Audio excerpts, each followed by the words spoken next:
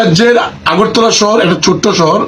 এই শহরের জনগণ, ছাত্র যুব সমাজ সুশৃঙ্খল, শান্তিপ্রিয় এবং সংস্কৃতিপূর্ণ মানুষ। এই রাজ্যের মানুষ, বিশেষ করে আগরতলার মানুষ তো সর্বক্ষেত্রে ওরা সংস্কৃতি পরায়ণ, সংস্কৃতিকে রক্ষা করার জন্য এরা ঐতিহাসিকভাবে লড়াই করে যাচ্ছে। আবারও আমি বলছি, সরকার আপনি জেনে শুনে সংস্কৃতিকে ধ্বংস করবেন না, রাজ্যের যুব সম্প্রদায়কে, রাজ্যের মানুষকে কুপথে পরিচালিত করবেন না। আমি আজ কিছু বলার আগে একটা রাষ্ট্রীয় স্লোগান বলবো। এটা হচ্ছে বর্তমান দেশের একটা স্লোগান হয়ে গেছে, ভোট চোর গদ্দি চোর।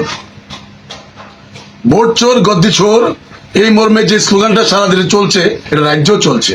আর এর পরিপ্রেক্ষিতে আমি আজকাল দেখতে পাচ্ছি বিজেপির মন্ডল সদস্য, মন্ডলের কতিপয় রাজনৈতিক ব্যক্তিত্ব বিজেপির পক্ষে রাজ্যের বিভিন্ন বিধানসভায়, বাজারঘাটও চলছে, এটা প্রতিবাদ সভা তো ওরা করছে, মুড়ে মুড়ে রাস্তায় রাস্তায় এগুলো করে বেড়াচ্ছে। ওরা ওই যে ভোট চোরদের ওরা প্রথমত সহযোগিতা করছে, আর এই রাজ্যের মানুষকে বিভ্রান্ত করছে অতীতের কোন সরকারের বিরুদ্ধে।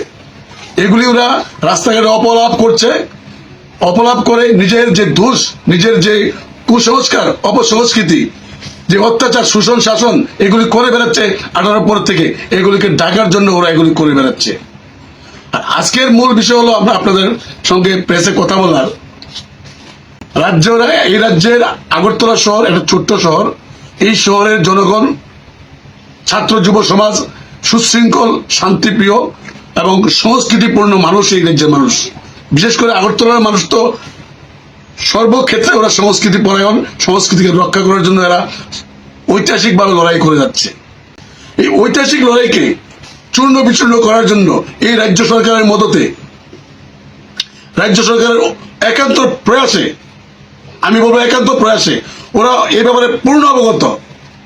ওরা রবীন্দ্র সদনের সন্নিকটে পুরানো রোজভ্যালির একটা পতিত বিল্ডিং এ ওরা একটা কোম্পানিকে, একটা নাইট ক্লাব মানে হেপেস টাওয়ার নামে একটা নাইট ক্লাবের এরা লাইসেন্স দিয়েছে। লাইসেন্স দিয়ে এই রাজ্যের সংস্কৃতিকে ভেঙে টুকরো করার জন্য ওরা এই চেষ্টা চালাচ্ছে।